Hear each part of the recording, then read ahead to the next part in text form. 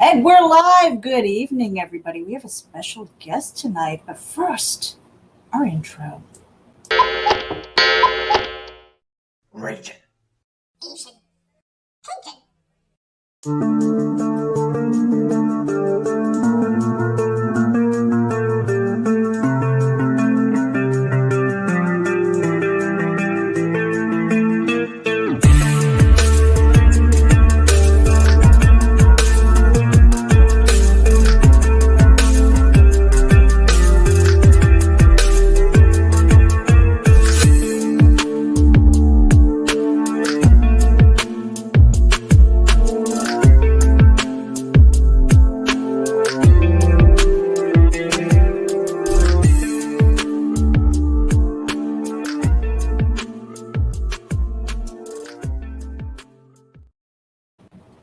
Good evening, everybody. Welcome to RAGIN. This is episode 16, and our special guest this evening is Charles Santino. He is a writer with several credits, but tonight we're going to talk about his creative journey and, of course, RAMMUR, which is on INDIEGOGO right now. Let me drop the card. Hello, Charles. How are you tonight? Good. How are you doing? Doing really well. Tell us a little bit about you and that creative journey. I was kind of scoping you out, getting some history on you, and you kind of go up to the Wayback Machine there. Yeah. With me. mid to late 80s with Marvel and editor Larry Hama, class of Chuck Dixon. He got most of the assignments that I should have gotten with Larry, but he's a very talented writer. But we both got started at the same time, and I was working on Savage Tales Volume 2. That was the kind of the He-Man iteration of Savage Tales, and then did some humor for What The, and finally a 7-issue run on Conan. Mm-hmm. Now, I'm kind of interested in how you got into like comic books and graphic novels. As a writer, it's kind of like, you can walk into a room and like 90% of them, in my opinion, because I'm a writer, it feels like that's where you fall. How in the world did you land a couple of these jobs? Well, a lot of persistence. Just keep bugging the editors and sending things, and try to target certain markets. At the time, you had markets that you could target, and you had traditional publishing. And when I saw Savage Tales Volume 2, and I realized, okay, this is an anthology, and they've got short stories in here that are not with continuing characters, so I don't have to know the 60-year history of a character. So I'll submit a story, and it doesn't have to be a superhero story. It can be a straight adventure story. And Larry Hama bought what was basically a Jack London style story, a pastiche, if you will. That's the fancy word for ripping something off. Pinkies off, people. Pinkies off. And Larry bought it and published it as the last story in the last issue of Savage Tales Volume 2, number 8. And that's how I got started. Wow. I mean, persistence is everything, but back then there was no internet.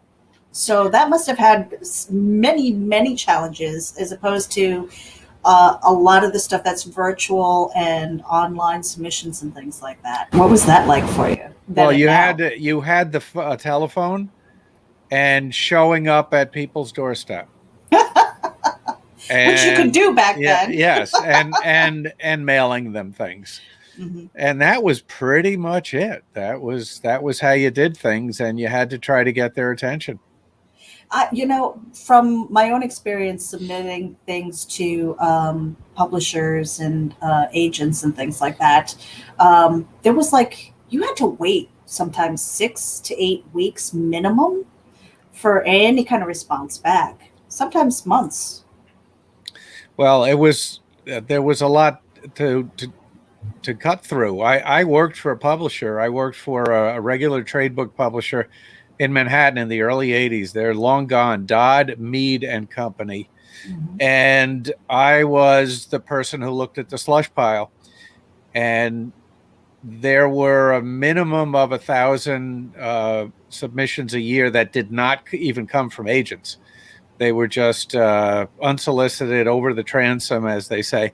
And I don't remember that we published a single a book that was sent that way, not through an agent. Wow. Wow. Yeah, I mean it's tough. I think even nowadays they say it's about a 98% rejection rate still, especially if it's unsolicited. Well, my publisher for RAMMUR, Marcosia, in the UK, and this is the third project I've done with them. I was very happy to be accepted by them, but even happier when I found out. I saw an interview with Harry Marcos recently, and he said he gets 100 submissions a month, and he picks one. Hmm. So I'm batting 3 for 3, and that's 3 out of 300 that he saw in the months that I submitted. So it's very, very tough to get the attention. And the amazing thing about what Harry has done is, I said to him, I want to do a print version of RAMMUR #1, because he just does digital, and then he collects, let's say, 3 or 4 issues as a print graphic novel, trade paperback. And he said, yeah, go ahead and do it. Do a Kickstarter, do a Indiegogo, whatever you want, and do a print version of it. And it's all good publicity for the digital version, which is on Comixology now, and the eventual collection. So that was an amazing offer from Harry to let me do this. Now, the thing that I'm curious about is that in your campaign, and we'll bring that up in a bit, newsprint. What was the decision behind that? I like newsprint. Easy enough, because that's something old that school I feel. grew up with. You feel the paper, You smell it. you Yes. smell the paper, you get the Yeah. ink on your hands. Comics and don't things feel like that. comics anymore. They feel like Rolling Stone magazines or something. And I think I think it looks nice. In fact, the 2 trade paperbacks, previous works that Harry did for me, I insisted on at least non-glossy paper. Mhm. And I had to fight him a little bit on that, but he relented. And so those 2 books were non-glossy. The collection of RAMMUR from Marcosia, when that eventually comes out, that'll be non-glossy. But I could do what I want with the individual floppy, and so I decided to go with newsprint.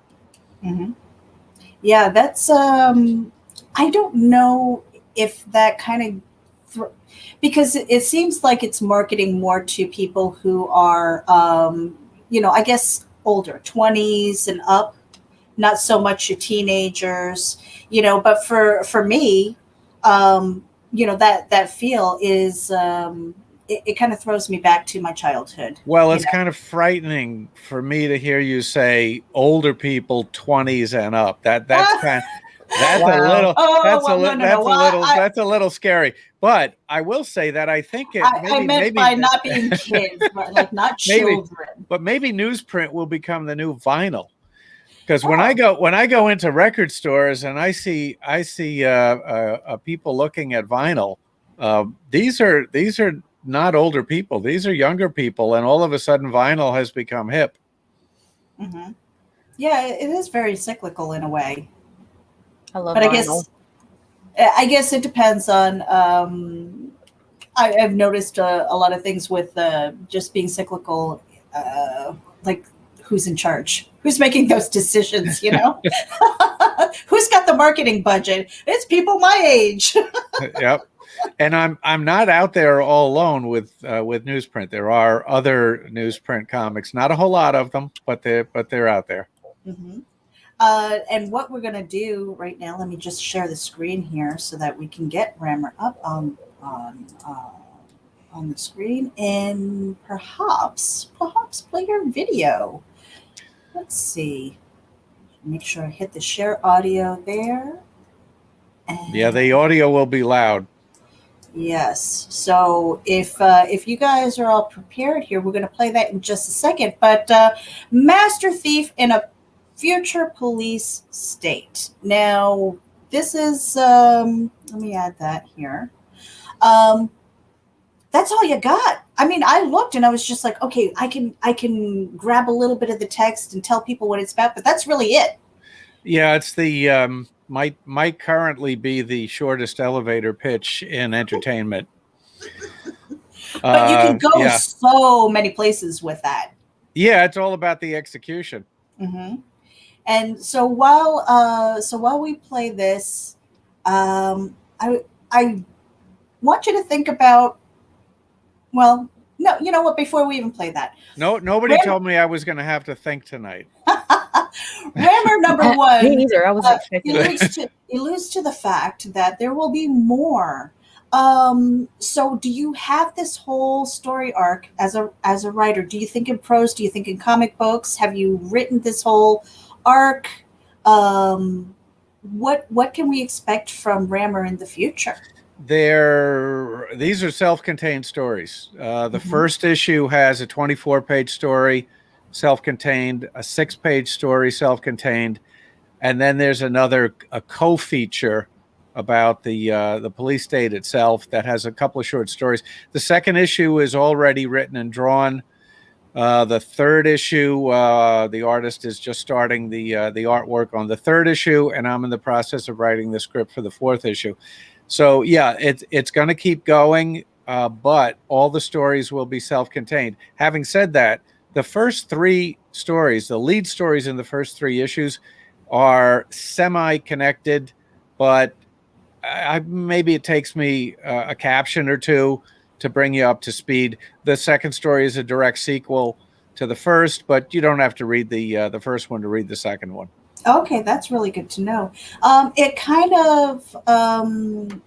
of speaks to your history as far as when you said that you kind of wrote for an anthology, to have that self-contained story and to see that kind of carried over into Rammer, which is really nice. Is there a question in there? Nope. I'm looking for my tab, Charles. I'm looking for the tab here. If you guys are ready, we're gonna play the video here. This is for Rammer number 1. And if you guys are tuning in on the YouTube channel, make sure that you head over there. We've got the link in the description so that you can head over to Indiegogo right now and take a peek and see what we're talking about. Here we go.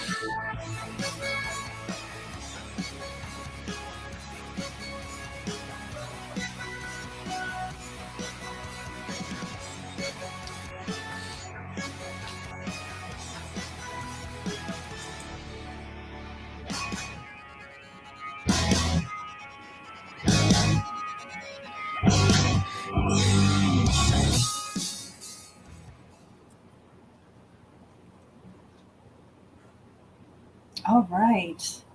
Now, with the campaign, you've got 24 days left. You've hit the flexible goal. Let's see, 23 backers. And I'd love to go through some of this artwork that you have up here and some of these panels. The thing that I love to ask our guests, especially who are in this creative industry, as a writer, what is that process like for you, trying to find artists to bring your words to life? That's one of the toughest and most important parts of this. It's kind of like casting in a movie, and I decided I wanted to use the animated art style, harking back to the Batman stuff of the 90s.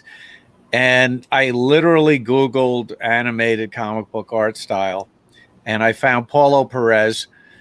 He's in Brazil. I reached out to him. I loved his portfolio, and I told him what I was doing. I asked him if he was interested, and he's been drawing pretty steadily for me. He did most of the first issue, and he just finished the art for the lead story. The second issue just began the artwork on the lead story for the third issue. So if you find the right artist, it's great.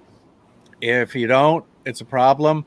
If you think you found the right artist and then you find out a couple of months later that you didn't, for whatever reason, it didn't work out, the artist disappeared, whatever, that's a problem. So I've had my issues in the past with artists. I'm very, very lucky right now. Everybody that I've had working on RAMMUR has been very, very easy to work with. The artwork that you saw in the video and that you're looking at here is by Paulo. The video itself was done by Marco Perugini, an Italian artist who reached out to me, and he did 2 short stories for RAMMUR #1, and he put the video together for me. Nice, nice. Now, there are also some challenges. What was the learning curve for you as far as artwork on newsprint as opposed to like crisp white, and speaking to your colorists and understanding that whole process, because there is a learning curve there? I didn't really think about how it was going to look specifically on newsprint. I thought that if I liked the color, that it would work in any format, because it will not be on newsprint when it's eventually collected. Let's stop for a second right there. That's the splash page of the second story, the backup story by Marco Perugini, who did the graphics for the video, or did the put the video together. Mm-hmm. So this is his take on RAMMUR. But as far as the color goes, Paulo does pencils, inks, and colors on his story. Marco does pencils, inks, and colors on his story. The other artists that have done even shorter stories in this issue, they all do pencils, inks, and color. So I've been very lucky to find people who can do all of that, because instead of having 15 artists on the first issue, I have 5. Mm-hmm. That's really nice to have that core team, because you can build a rapport, you build a relationship with them, and it's almost like the communication becomes shorthand at some point. Well, I recently had kind of a psychic experience with Paulo, because for the third story, I was going to send him some artwork I found by Steve Ditko that I thought this female character's costume would be a good idea starter for a female character in the third story. But at the last minute, I didn't send it to him. And when I got the character design back from him, it was strikingly similar to the artwork I did not send to him. Oh, wow. That's awesome. That's awesome. Yeah. Mm-hmm.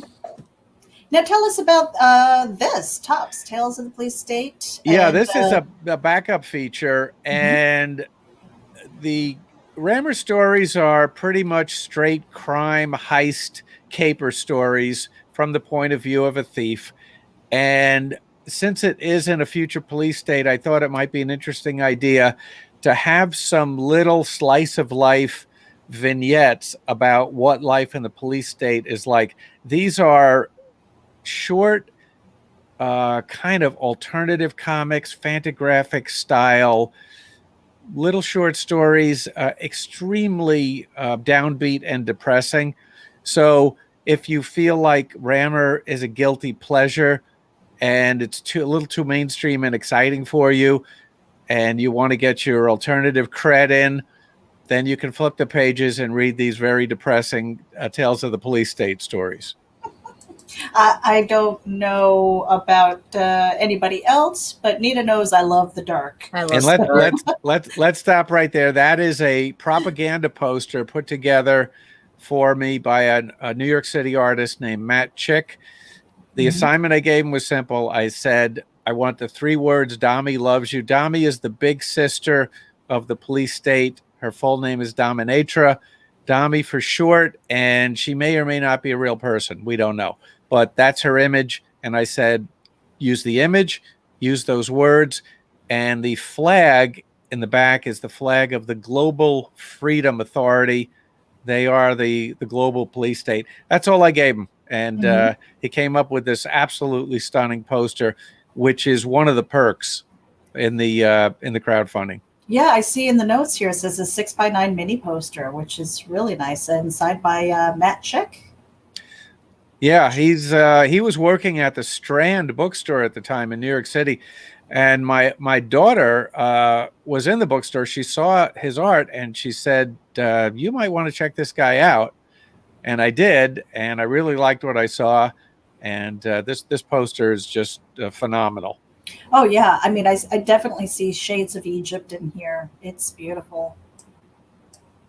And here we go, cover of RAMMUR number 0. Yeah, this is a promotional issue. This is the first cover I had Paulo do, and I tried to cram every idea and notion in here that I could. And I like it. It was a little bit cluttered, so I decided to use it for a free preview issue that people can get, and it has a couple of complete stories and a couple of previews from the first issue.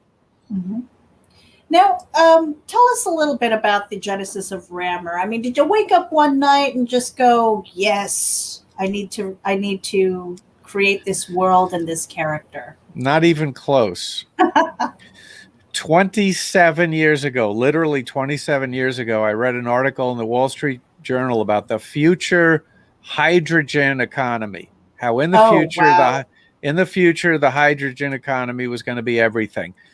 And I remember from reading science fiction stories, particularly Larry Niven, talked about the ram scoop, which was a kind of engine for spaceships where it would suck up hydrogen atoms and using a fusion reactor turn them into energy. So I thought, how about if a character had a ram scoop on his chest and a fusion reactor, a compact fusion reactor on his back, and that's how he powered his gear, which is his wrist blasters and his leg jets. I thought that would be a cool idea. So I got Joe Staten to draw some artwork, and that was 27 years ago. And then a guy named Andrew Wendell, who worked for Valiant in the 90s, he did the second version of RAMMUR. And then finally I found Paulo Perez, who did the third and final look and a version of the character. So it was and the character itself went through a lot of different transitions as to what the character would be all about. So it took a long time, decades, and a lot of different artists, and writing a lot of different things in the meantime. And finally I decided, okay, I'm ready to do this. And now with crowdfunding and the internet and being on shows like this, I figured, okay, I can now do this. And I can do it independently, even though I've got a publisher. The publisher lets me do pretty much what I want with this. And I thought the time was right, the situation is right, the market is right, the media is there. So I decided to make a go of it. Mm-hmm. Now, Charles, so going back to this, our storytelling, it matures as we do. Have you gone back and just go, "Oh, that's crap, or I got to rewrite this," or it's like, no, that's okay. You kind of let it go. What is your process as far as that? Because with that 27 years, there's a lot of character development that's kind of maybe, in your head. And I don't know about you, but for me as a writer, all my stuff is crap. I can always go back and edit, right? You ask really good questions. I frequently go back and look at older stuff, and I looked recently at the very first story that I wrote for Larry Hama, the 4-page Jack London thing in Savage Tales Volume 2, and it's pretty good. I think it's pretty good. You always feel like you can do better. And I think you have to strike a balance between being satisfied with what you did, but not so satisfied that you don't want to try to do better. And I think probably the most intense master class experience that I probably had was I reached out to the Louis L'Amour estate. Now, Louis L'Amour is the Western writer, and he's probably about 100 books, and I think they're all in print. I reached out to his son, Beau L'Amour, and I said, hey, how come there's never been a graphic novel of any of Louis L'Amour's Western writing? And Beau said, yeah, we need to do that. So we went to his publisher, which was Bantam, part of Random House. And we got that done. It came out a few years ago with art by Thomas Yates. But Beau really put me through the paces. And I think every page probably had about 6 drafts. And I didn't really have any choice. I mean, he was the boss, he was the master, and I followed him. And I found that everything I wrote, especially immediately right after that, had been affected by what I went through with him. I've always been, I think, really good at plotting, but I've gotten better and better and better at characterization and also story construction. And Beau really put me through the paces. And when I came out of that, the first 2 things I wrote after that, I thought to myself, I don't think they would have been written that way if I hadn't been through what I went through with Beau. So it's always a learning process, but you also don't want to get too complicated and too sophisticated. And you think, boy, now I've learned all this, I want to use all this. You have to cut back and say, wait a minute, maybe I can use this new sophistication to be simpler. And I think if you look at RAMMUR, it looks very simple and it reads very simply, but it's constructed, I think, very cleverly. And I think that's a result of doing this over 3 decades and figuring out how to do something complex that looks very simple. I think that you hit on something there. When it comes to doing something simply or making it look simple, making it appear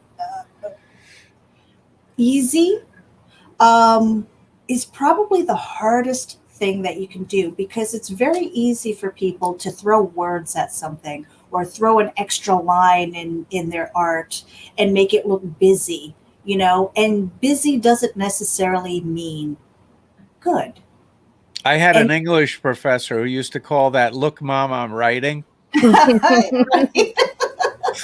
It's true. It's true. And then to pare it down and really streamline it, and clean lines, clean words, you know, kind of mean what you say what you mean type of thing, is really one of the hardest things you can do as a creator. I'll give you another example. The story that Marco just drew for the 2nd issue, the backup story, I sent him a script and I got back the breakdowns. It's a 4-page story.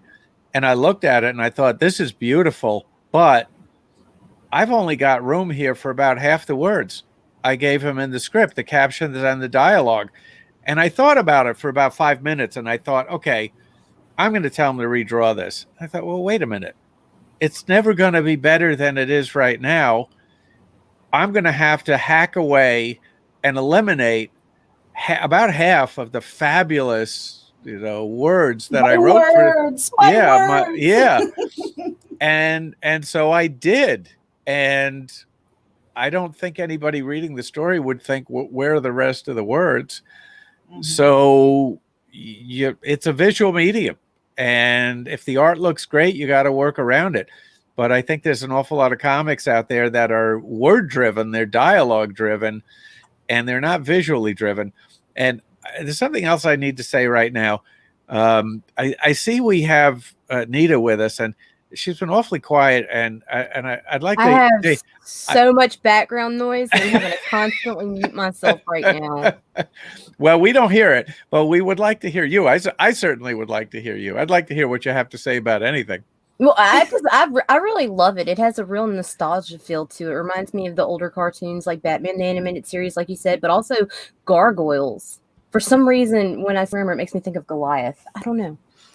Oh, there's there's a lot of robots in Rammer, and that's something that came as a surprise to me. But by the second issue, I realized Paulo draws great robots, so I think I'm gonna have some sort of robot in every story. Mm-hmm. Well, Charles, we're going to, we just hit the 30-minute mark. We're going to take a little bit of a bump, and we'll be right back after this.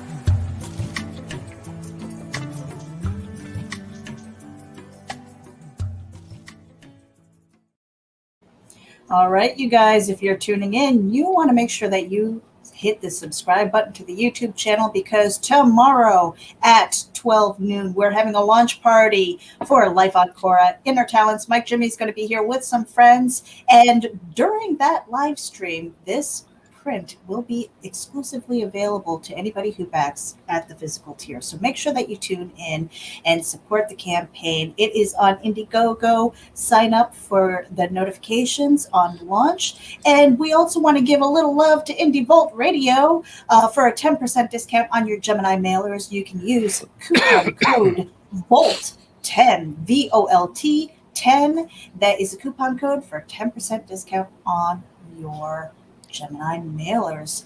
We are with Charles Santino right now. He is the writer behind RAMMUR #1, and we're back. Hello. Yeah, Nita, you mentioned nostalgia, and it reminded me of an amusing anecdote. I have 2 daughters, both married, and when they were growing up, we would watch The Simpsons together. And it was relatively new at the time, and we all thought it was funny, and they got a kick out of it. And when they grew up and got married, my 2 sons-in-law, who are great guys, both of them, their parents would not let them watch The Simpsons because they thought it would be a bad influence. However, they are well versed in the Batman animated stuff from the 90s, which Rammer is definitely influenced by in terms of the look and the feel. And I just thought it was so funny that their parents wouldn't let them watch The Simpsons, but would let them watch this dark, violent cartoon. Right. They probably figured, because their parents would have been, from my generation, probably thought, oh, Batman. I remember Adam West and all of that. So I just found that highly amusing that they. It is, because it's like, all right, let's watch the murder show.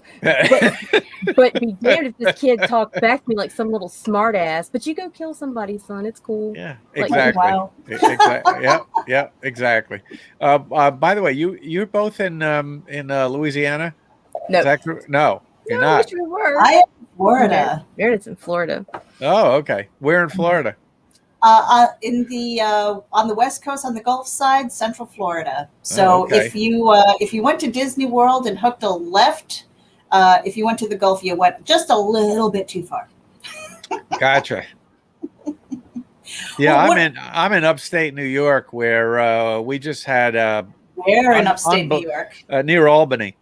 Oh, okay. So you're a little bit north from where my family is. We're Orange County originally. Oh, okay, yeah. And we just had probably the most spectacular weather day we've had this year. It was about 80 degrees with 0 humidity. It was just everything was in high definition. It was great. Mm-hmm. I don't know what 0 humidity is. Yeah, not anymore. Well, have you ever been to Vegas? No, I've left Louisiana 4 times in my life. I was in Vegas a couple of years ago, and it was in September, and it was 103 degrees, but it was 15% humidity. So I'm walking around in business dress on the street for about 20 minutes, and I felt warm, but very, comfortably warm. Yeah, you didn't realize you were cooking, right? No, I didn't realize that all the moisture. No, I was dry as a bone. Dry. Really? No, but the scary thing is that I knew that all of the moisture in my body was leaving my body, but it was not sweat. It was sublimating. It was going direct from a liquid to, again, it was just disappearing. And I knew if I really shouldn't stay out here much longer. So about 20 minutes later, I went inside, but it felt very, very pleasantly warm, and I did not sweat. And I'm thinking, wait a minute, it's 103 degrees. Now, if it's 103 degrees in upstate New York, well, you can't even go outside. Mm-hmm. So that was a very strange experience. Now, I've also been in dry rooms where it was 70 degrees and 15% humidity, and you freeze to death. Mm-hmm. It's 70 degrees, and you need a sweater, and your nose starts bleeding. So it's all about how much moisture is in the air. Mm-hmm. Oh yeah, the one time I was out in Vegas, I've been out there twice, and it was about 110 on that particular day, and we were like, let's just walk this strip because it was dry. You don't feel it, and then you realize, oh my gosh, I could cook an egg on the sidewalk here. I felt like I was baking. Yeah. And you don't even realize until you might be in danger. Throw in a little alcohol, and that's dangerous. You step out our front door, and within 3 minutes, you're soaking wet. You're Anita. You're in Louisiana. Yes, sir. Where? Just north of Baton Rouge, so southeast Louisiana. Yeah, I've been to New Orleans a couple of times, and very friendly city. And incredible food, obviously, great entertainment. But the thing is, you have, no matter what the weather is, you do have this sense that you're floating. Yes. That, because I remember walking on Canal Street, and it probably hadn't rained in a week, right? But you see the storm drains kind of backing up. And it's kind of scary, and you realize it's only going to take one incredible rainstorm for everything to be underwater. So that's where we get hit by hurricanes the most. Yeah, you do get this sense that you are floating, even when it hasn't rained for a week. We are, because I believe it's like 24 feet below sea level, so it's basically a bowl. And one thing that I think it was on Canal Street that I found kind of amusing was there was because you're in one of the great food cities, right, in the country, if not the world, and there's a Popeyes, and I thought best Popeyes you'll ever eat. Come on, really? And there was a world-class restaurant right next door that with white tablecloths and everything. I ate there. It was great. Very reasonably priced. Probably, if I went into Manhattan and had the same meal, it would probably be about 3 times the cost. Mm-hmm. But it's kind of like, I grew up on Long Island, where right now you could drive into any strip mall and just pick one at random and get some of the greatest pizza you've ever had. Mm-hmm. And yet there's a Domino's. In every town. It's like, I don't understand how there could be a Domino's in a place where you can get the best pizza in the country. Well, Nita was telling me about, she's like, if you want really good food, you go to a gas station. I was like, are you kidding me? No, I'm dead serious. Because any other place that I've gone to, it's like you are risking your life. No, not like in New Orleans. Not like in New Orleans. If you're in New Orleans, you go to a restaurant. If you go to a gas station, you're going to get a tropical disease. But if you're in the small hick towns of Louisiana, like Pride or Denham or somewhere like that, all the gas stations are mom and pop owned, and all of them have kitchens, and they will have some of the best soul food you'll ever eat. Like when we're debating on getting something to eat, we're not talking about going to a restaurant. We're trying to decide, are we going to the Chevron or are we going to family food? Like that's how it is. There are places like that in rural areas in America. Mm-hmm. Definitely, because I live outside of Albany, in a relatively rural area, and there's a gas station not too far from me where I've had a good meal. Oh yeah, yeah. Sit down at a table and have a good meal. Well, and Charles, speaking of like traveling and things like that, Comic Cons, events, book signings, and things like that, what does your schedule look like this year?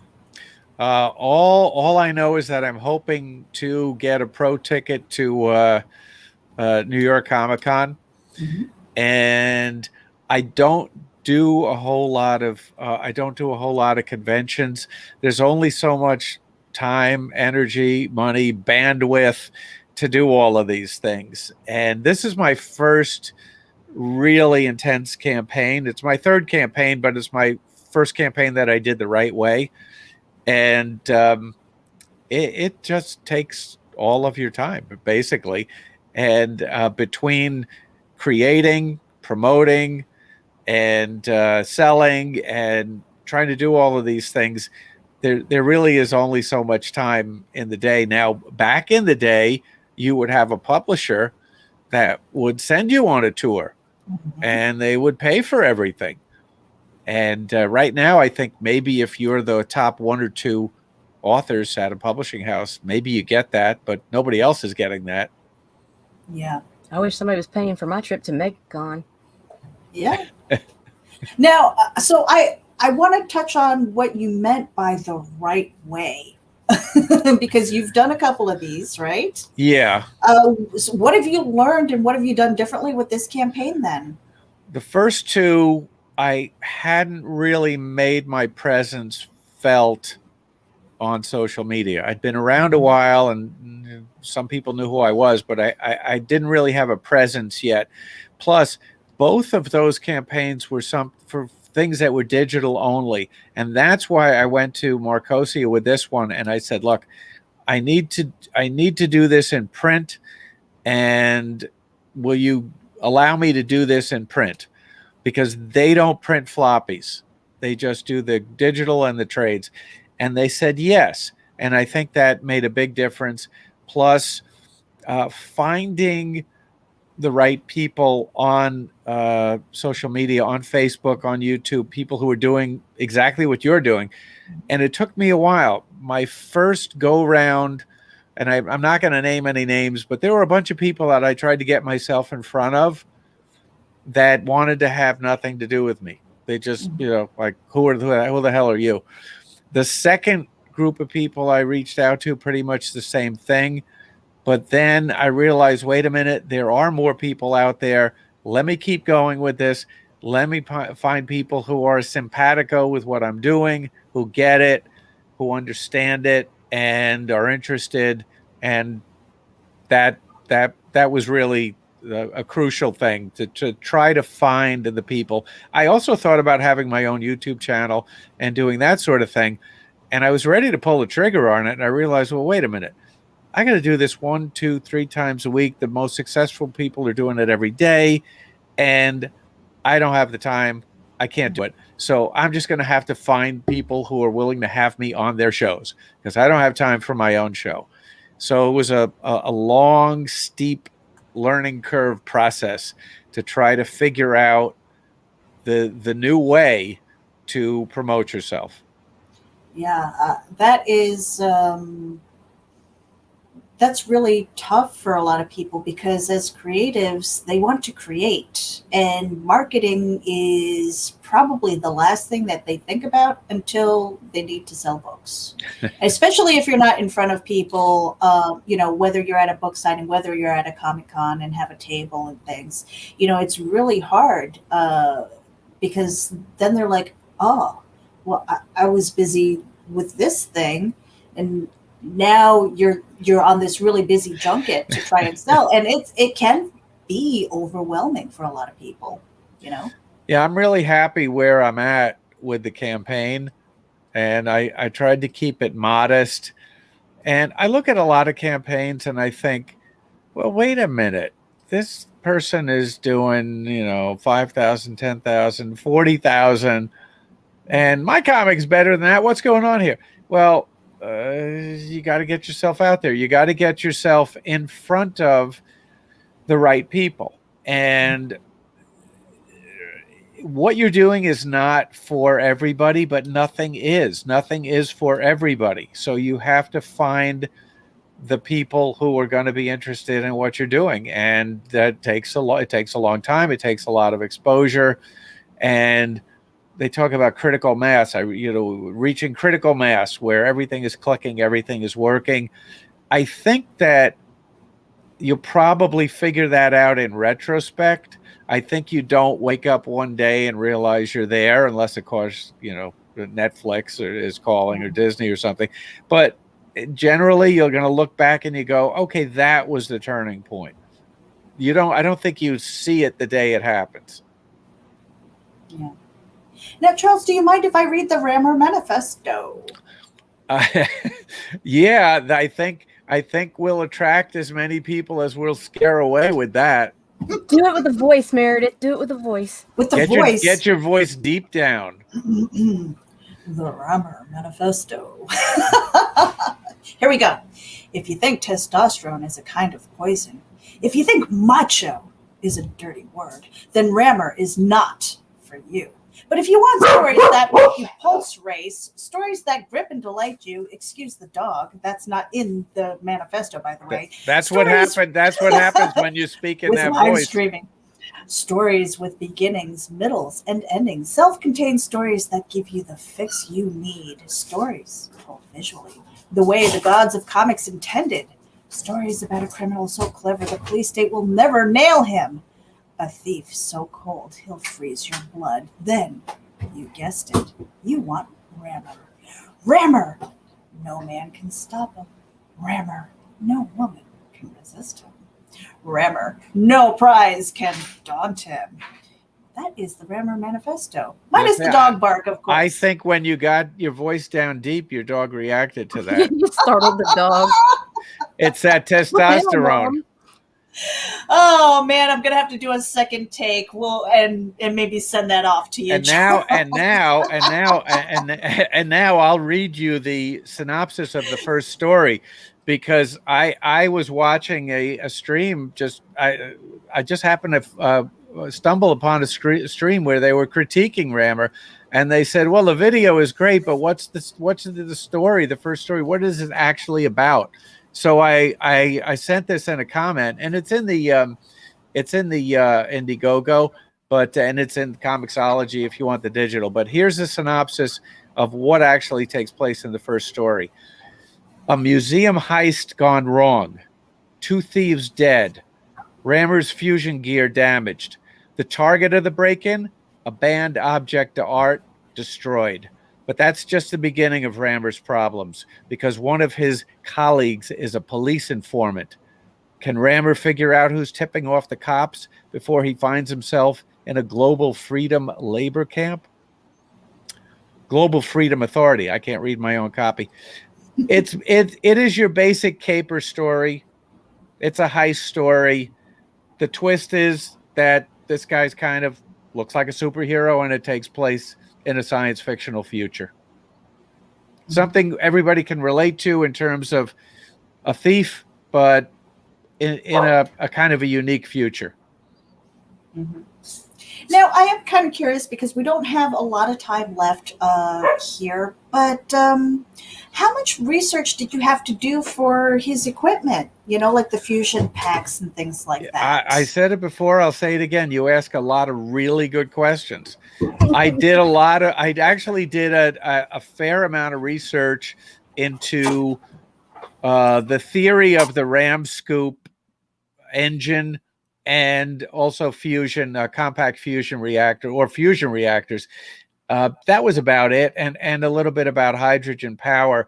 But I figured, hey, a compact fusion reactor on this guy's back, is that ridiculous? Well, is it any more ridiculous than a guy who was bitten by a radioactive spider? Thank you. Yeah, exactly. Now, have you ever gotten lost in the research though? Another really good question. I try not to. One thing that I feel like I can't get lost in as far as research, and I'm looking at a shelf full of books about it, is I've been doing a lot of research on totalitarianism and police states and that sort of thing, just for background.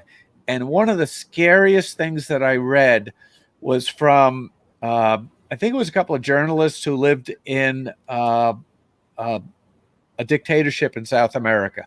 And this is what they said, and this is truly chilling. They said the reason that the police state, the totalitarian government, the dictatorship tells lies is not that they expect you to believe the lie, is that they want you to accept that you are being lied to. That is some deep and scary shit.